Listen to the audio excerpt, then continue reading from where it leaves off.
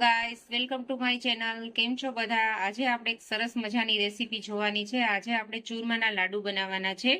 એકદમ ઓથેન્ટિક અને પરંપરાગત રેસીપી છે. ગમે તે આપણે ઘરે શુભ પ્રસંગ હોય કે કઈ હોય તો આપણે એમ કહીએ છીએ કે ચાલો લાડવા ખાવા. તો એ જ લાડવા આજે આપણે બનાવવાના છે. તો ચાલો જોઈએ તેની રેસીપી. જો ચૂરમાના લાડુ બનાવવા માટે છે ને મેં 2 કપ જેટલો જાડો ઘઉંનો લોટ લીધો છે, કરકરો. જો આ કપથી મેઝરમેન્ટ કરી અને મેં 2 કપ જેટલો ઘઉંનો જાડો લોટ લીધો છે. હવે આપણે છે ને એમાં 2 ચમચી તેલનું મોણ નાખશું.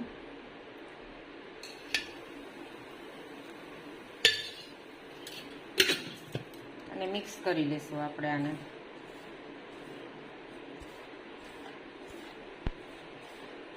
મોણ મુઠ્ઠી પડતું મોણ લેવાનું છે આપણે. જો આવું.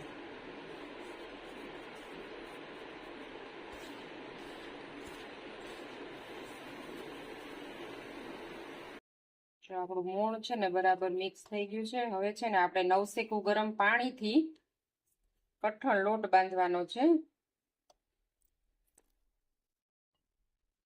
પાણી નાખતું જવાનું અને કઠણ લોટ બાંધવાનો, અને પછી એના છે ને આપણે પીંડિયા વાળી લેવાના છે.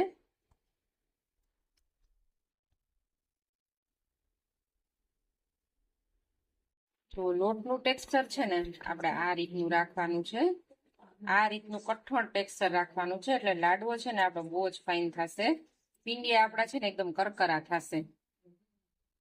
જો આપણા પીંડિયા છે ને બધા વળાઈ ગયા છે. હવે મેં છે ને અહીંયા તેલ મૂકી દીધું છે. હવે આપણે આ પીંડિયાને ફ્રાય કરી લેશું, તેલમાં તળી લેશું. ઘીમાં પણ તળી શકીએ, પણ ઘીમાં તળેલા પીંડિયા છે ને એનો લાડવો થોડો ચીકણો થઈ જાય, એટલે આપણે તેલમાં તળશું.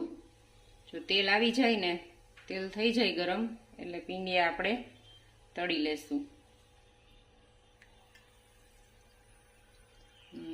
ધીમા તાપે તળવાના છે. થોડું થાવા દેશું તેલ. તેલ થઈ ગયું છે. આપણે પીંડિયાને તળી લેશું.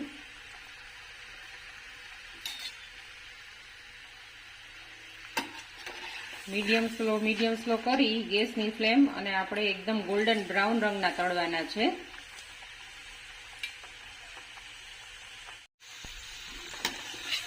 જો પીંડિયાનો કલર છે ને આ રીતનો ગોલ્ડન બ્રાઉન આવવો જોઈએ. આ રીતના આકરા તળવાના છે પીંડિયા. તો આપણા બધા પીંડિયા તળાઈ ગયા છે. હવે આપણે એને છે ને 15-20 મિનિટ માટે ઠંડા થવા દઈશું. જો પીંડિયાના છે ને મેં આવી રીતે ટુકડા કરી લીધા છે, એટલે જલ્દી ઠંડા થઈ જાય. તો આપણા પીંડિયા છે ને એ ઠંડા થઈ ગયા છે. હવે આપણે એને એક મિક્સર જારમાં લઈ લેશું અને એનું કરકરું ક્રશ કરી લેશું.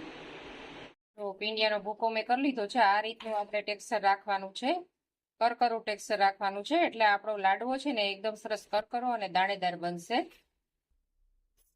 તો હવે છે ને મેં એક પેનમાં 1 કપ જેટલો ગોળ લીધો છે. 2 કપ જેટલો મેં ઘઉંનો કરકરો લોટ લીધો હતો ને 1 કપ જેટલો ગોળ લીધો છે. આ એનું મેઝરમેન્ટ છે. પછી તમારા સ્વાદ અનુસાર તમે વધતું ઓછું કરી શકો.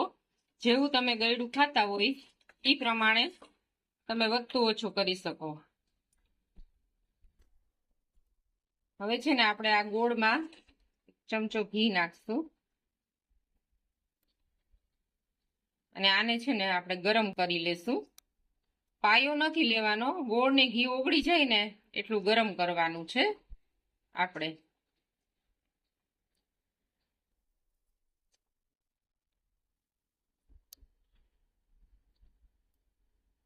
ઘી ને ગોળ ગરમ થાય ને ત્યાં સુધીમાં આપણો જે આ પીંડિયાનો ભૂકો છે ને એમાં આપણે આ ડ્રાયફ્રૂટ લીધા છે, કાજુ બદામ. તમારે મનગમતા ડ્રાયફ્રૂટ તમે એડ કરી શકો. એના ટુકડા છે કાજુ બદામના, એ એડ કરી દેશું.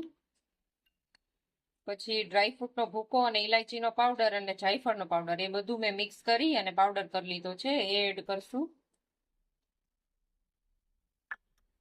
આને છે ને સારી રીતે આપણે મિક્સ કરી લેશું.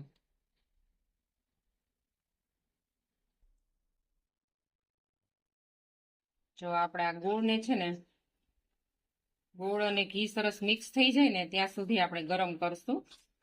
ગોળ છે ને ઘીમાં આમ મેલ્ટ થઈ જાય ને ત્યાં સુધી આપણે એને ગરમ કરશું.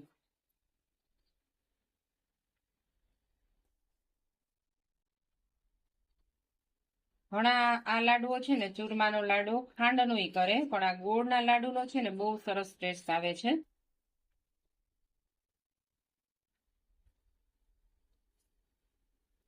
ઘી અત્યારે મેં છે ને 1.5-2 ચમચી જેટલું ઘી નાખ્યું છે આમાં. જો આટલું ઘી નાખ્યું છે, પછી તમને એવું લાગે કે ઘી ઓછું થાય છે તો તમે વધારે એડ કરી શકો. જો આપણે ગોળ ને ઘી છે ને સરસ એકદમ મેલ્ટ થઈ ગયા છે. હવે છે ને આપણે જે આ પીંડિયાનું મિશ્રણ છે ને એમાં આપણે એડ કરી દઈશું.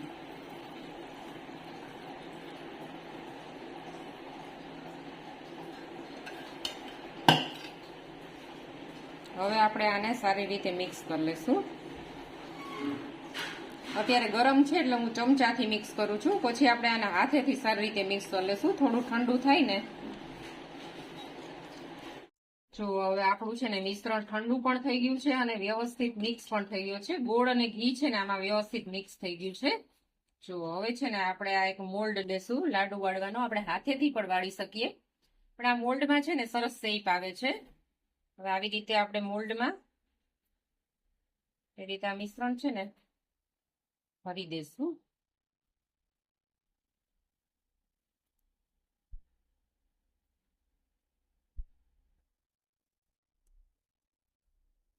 આવી રીતે આપણે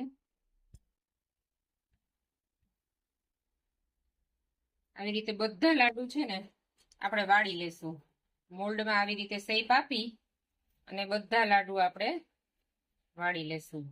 હજુ આ ટેક્સચર છે ને થોડું ઢીલું છે, પછી જેમ ઠંડુ થશે ને એમ સરસ લાડુ થઈ જશે.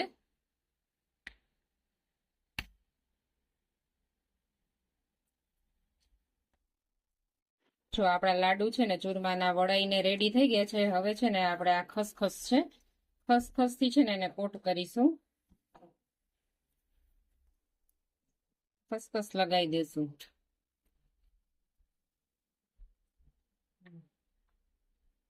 જો ગાઈસ, મેં છે ને અહીંયા આપણા ચૂરમાના લાડુને ખસખસથી કોટ કરી લીધા છે અને આપણા ચૂરમાના લાડુ સર્વ થઈ અને રેડી છે. તો ચાલો બધા લાડવા ખાવા.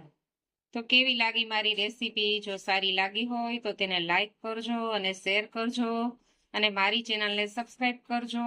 આ એકદમ ઓથેન્ટિક રેસીપી છે. મેં આ પરંપરાગત આપણી દાદી નાનીની રેસીપીથી આ લાડુ બનાવ્યા છે. તમે કેવી રીતે બનાવો છો તે કોમેન્ટ દ્વારા અચૂક જણાવજો. ફરી પાછા આપણે અવનવી રેસીપીઓ અને સ્વાદ સાથે મળશું. Thank you for watching.